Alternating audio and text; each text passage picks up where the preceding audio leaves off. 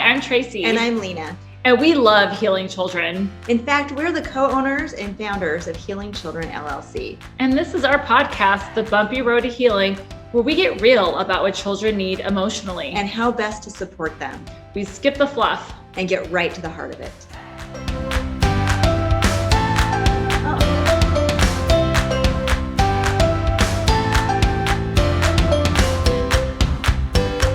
This episode, we really wanted to talk about setting boundaries without shame and lectures. Yeah. And the reason we want to talk about this is there's sometimes I see this belief that if somebody does something wrong and I'm going to set a boundary, I have to make sure I do that with lectures or making sure that they feel bad. And so that they'll make that change. And so there's this belief system that I need to shame the child or use anger and lectures in order to get them to change their behavior. Yeah. And so we wanted to kind of talk about the pitfalls of that. And then what do we do instead so that we can help kids internalize their behavior, make the growth and maturity they need to be, and accept responsibility for their behavior. Well, definitely. And I think one of the things you talk about is how we put up with the behavior, then we put up with the behavior, and then we put up with the behavior, and then we lose it. And then we lose it. And then we lose it. And then it's like, they're going to pay. And we're gonna make sure we just really screw that in. What is that called? The knife in the back. Knife in the just we need to get it. Because we don't realize how much the consequence should be doing the teaching. Yes. And sometimes I think when we lose it, then we feel bad about losing it, or we've used a lot of lecturing and we think that's the consequence. And we don't put the consequence in place. And that is what really changes behavior. Yeah. Or we try to make up for it. I feel so bad about what I did. So now not only do I not give you the consequence, I do something nice for you because I feel so bad. Which is quite confusing for children, right? We even had one kid tell us how he wasn't doing any work at all. Yes. To the point where he was labeled emotionally disturbed. And he talked about how he got these really bad grades and how his parents went out and took him out to buy him video games, and how he thought that was really confusing. Yeah. It's I don't understand. And I think the purpose was the parents were really worried, right? Yes. That he was going to feel bad, but not understanding that we want kids to feel bad when they make mistakes because that's part of the internalization process. Well, and I think he was already struggling emotionally, right? So we have kids who are already struggling emotionally, and then they're not getting good grades, right? Because they're not doing their work, which is something they have control over. Then sometimes the adults can feel really sorry for them, really bad for them. And understanding that kids need to feel bad about their behavior. Yeah. And so the pitfalls, when we use lectures, anger, and shame, it puts those kids in that defensive place. Because you even think about as an adult, when somebody comes at me and is more attacking versus just talking to me, then all of a sudden I'll go into the defensive. I have to defend my behavior and make it okay. And you're wrong. And how dare you talk about that? So instead of internalizing anything, I'm externalizing it all and making it the fault of the other person. Well, the kids are the same way. Yeah. So if they've done something wrong and I come at them with shame and anger, now some kids they might not say anything. Other kids might fight back with you, but internally, oftentimes they become more defensive and they externalize it. Well, none of us like to be called out on our bad behavior. No. Nobody enjoys that, right? That's not fun. Yes. And our lectures too is we're owning it. Sorry. Right. Well, we're owning their behavior, which we don't want to be doing that because we've already hopefully matured out of that stuff ourselves. Hopefully. That's the hope. But it's exhausting. It is exhausting. It's exhausting to own somebody else's behavior for them and lecture them and shame them. And then we have to feel bad about that and it hurts the relationship. It just wears us out, I think. I think it's much better to have thought out consequences, and we're not going to have thought out consequences to every single behavior all the time. No. But you kind of have your run of the mill things that you do that work. And if you're a parent, where the leverage is. We always want to go where the leverage is. Yes. With the consequence. So I think it's understanding that when we are lecturing and using anger, we're owning it and we're really keeping the child from their responsibilities. And we don't ever want to do that. No, we want to. And so what do you do? Because sometimes we're I don't know what to do because my only model was somebody lecturing and shaming me. And because I was I cared what people thought, it worked for me. right? Or yes, that's true for some of us. For others of us, we work so hard at that relationship. We do all these things for these kids, and how dare they not do what I asked them to do? I see that happening too. That happens because it's a real personal, it's like a personal, I've done all of this for you kind of feeling. Still not doing what I say. So then I'm going to use this to make you do what I say. And you need to feel bad. You need to feel really bad for all I do for you. So it's kind of trying to make them pay. Yes. And I think it's understanding that it's not really about making them pay. It's about helping them learn so they mature. Yes.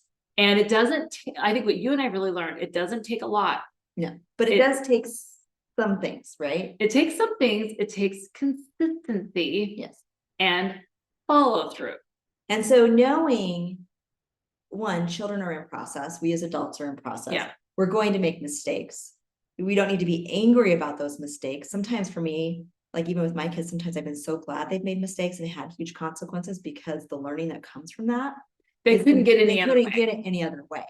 Well, on it, so whatever behavior we're doing that is not awesome behavior, if we don't get a consequence for it, we keep doing it. Yes. Until someone gives us the consequence. So it has to happen sometime. But so we don't really want that someone, if you're a parent, to be their teacher, principal, the police. No, you want it to be you. Future spouse. Your future spouse might have to be doing it. So we want to have realistic expectations, because if we have those, we're less likely to be angry when our kids screw up, right?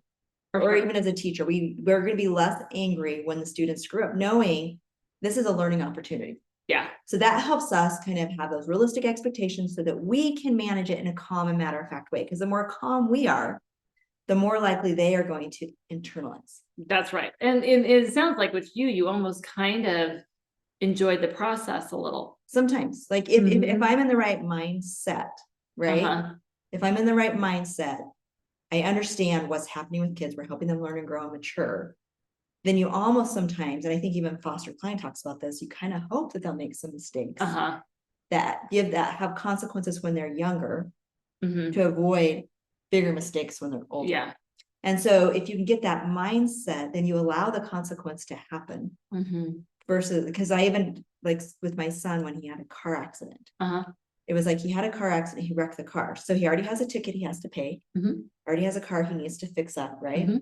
He already has consequences. If I come in there with angers and lectures and shame, it kind of takes it away. It takes it away, because now he's going to externalize it. Well, it wasn't my fault. It was the other person's fault. I can still drive this fast.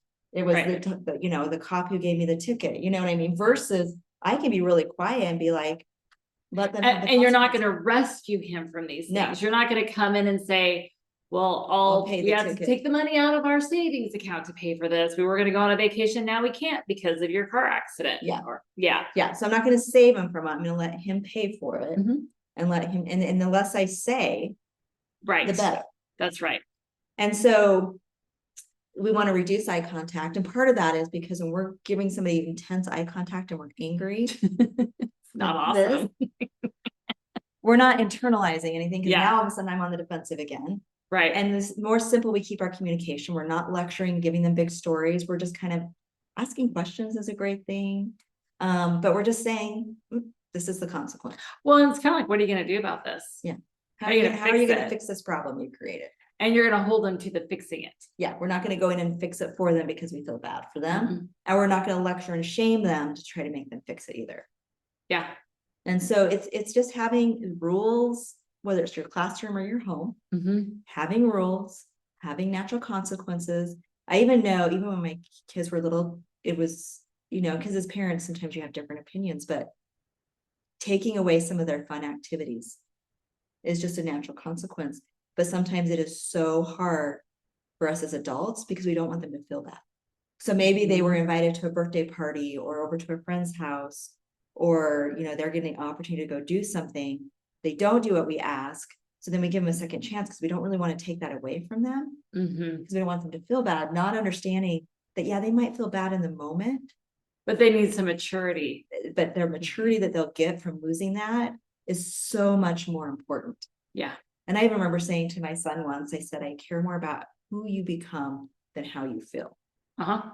Because you know that if he becomes a person with stronger character and maturity, he's going to feel better and he's going to have some pride within himself. And he'll have more friends and he'll be happier. Yeah. And he'll know he has a mom and a dad who knew that he could handle the consequences to his own behavior. You didn't think, oh my gosh, you're so weak that you can't handle consequences to how you act. Yeah. And you can handle me following through with you. Yes.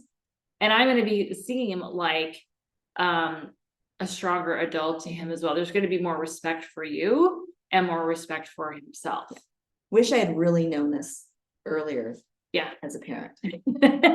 Well, I think, we all wish we knew things earlier. Yeah. I think that's just normal.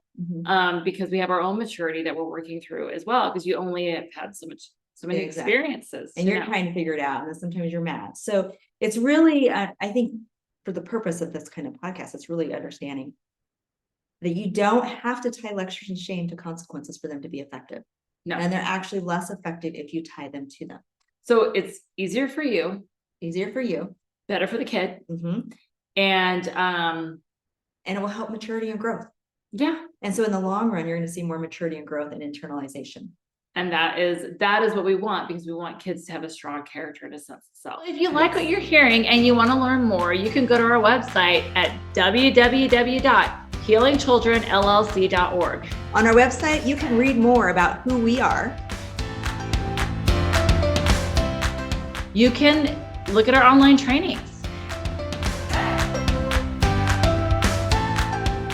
You can also look at our blogs on a variety of topics. You can see our most new and up-to-date podcasts. You can also engage with us in a variety of ways, such as liking us or following us on social media. You can even hire us to come in. Or you could email us or call us. Exactly. Make sure that you sign up for our email list so that you can get the latest information about what we have to offer, including live trainings in your area. Yes, so let the healing begin. Thank you for joining our podcast, The Bumpy Road to Healing. The Bumpy Road to Healing is sponsored by Healing Children, LLC. We are both educators and mental health professionals, which gives us a unique perspective on working with children both in and out of the school setting who have severe emotional and behavioral concerns. Our mission is for all children to be emotionally healthy, happy, mature, and responsible. As adults establish healthy relationships and appropriate boundaries, we believe that children are more likely to grow and prosper. When adults understand the impact of trauma, entitlement, disruptive attachment, and child development, including conscious development, they can better create healing environments for children. To learn more about us and what we have to offer, go to www.healingchildrenllc.org.